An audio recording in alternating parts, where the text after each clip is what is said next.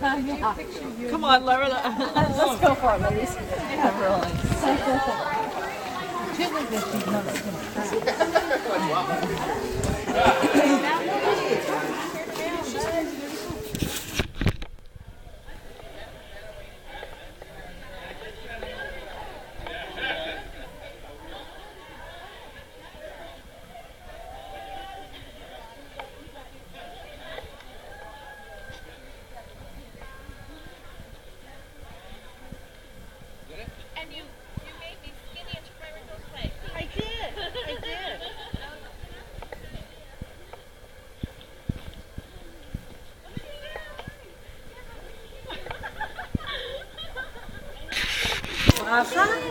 Show me. Oh. This one right here. Everybody's jumping on this one. Every single one. That's great. I like that. Yeah.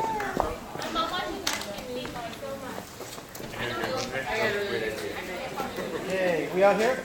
Let's see if I can explain a couple of things. Start making connections. One. Sorry. Well, can I kind of bunch you up here so I don't have to yell? Can I get a second tier down here? Here, you sit there. I'll go. Who's done shopping today? Where'd you go shopping? He's gonna wait for us to go in. No, it's okay.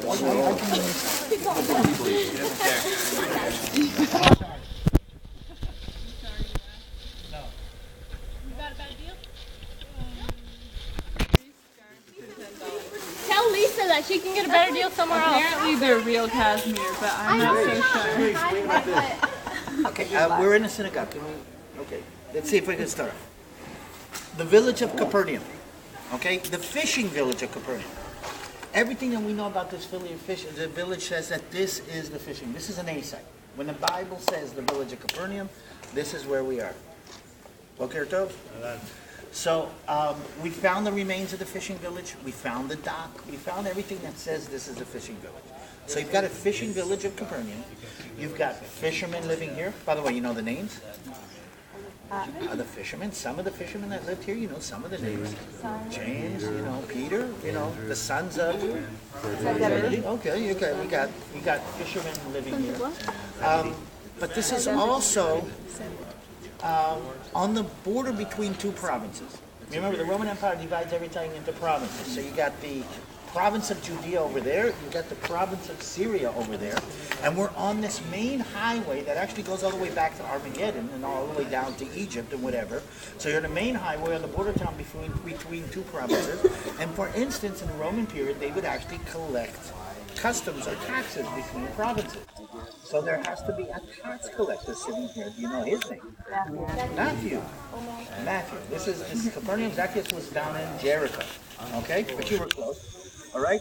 And last but not least, and I always think this is an amazing connection because we're sitting inside what? Synagogue. How do you know it's a synagogue? Because you said so. I said it was. The sign outside says it was. But I'll give you another clue. See, the benches are along the outside walls. And when the benches are along the outside wall, this is a direct indication that this is a synagogue.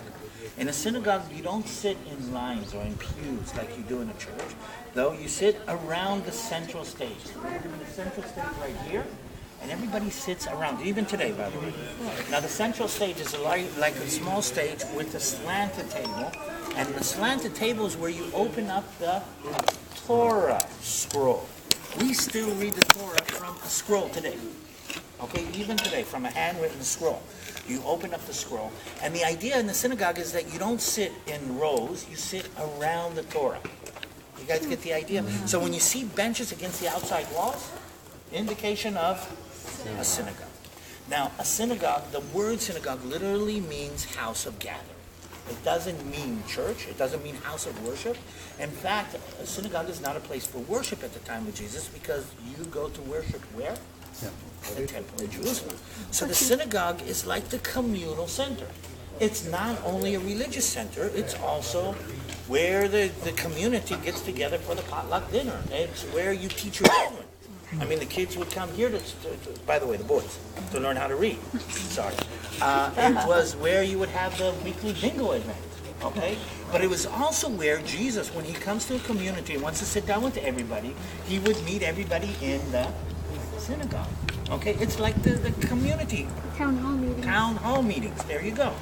And that's why when they uncovered this synagogue, they got all excited because there's a lot of different events that happen in the synagogue of Capernaum. And this is such a small village, it doesn't have 5 synagogues, it only has 1. So when the archaeologists uncovered this, they really did get excited. Because people have been healed in this synagogue. And demons have been banished in this synagogue. Everybody was really excited. Until the archaeologists asked, how old is the synagogue? And they realized that this synagogue is probably not 2,000 years old. It's about 1,600 years, which means 400 years after the time of Jesus. And everybody goes, oh. But they look underneath and they realize that the white stone synagogue, remember, the white stone is not indigenous to this area. Okay, the white stone synagogue is built exactly on top of the remains of an older black stone synagogue. And the black stone synagogue is from the right. So even though these walls and these seats are not from the time of Jesus, the black stone synagogue underneath is from the time of Jesus. You're sitting in a synagogue, actually, that was in Capernaum at the time of Jesus. This is a place where people were banished, demons were banished, people were healed, and there's a lot of different connections to make to the synagogue. But I would like to make one connection, because you're not Jewish. You are all Gentile. You're all Gentiles, okay? And because you're not Jewish, okay, there is a very good connection between you and the guy who built the synagogue. Do you know who built the synagogue? The Black Stone Synagogue underneath. Well, you do. And I'm going to read from the book of Luke, chapter 7, verse 1. You guys know the story, but you've never met this connection.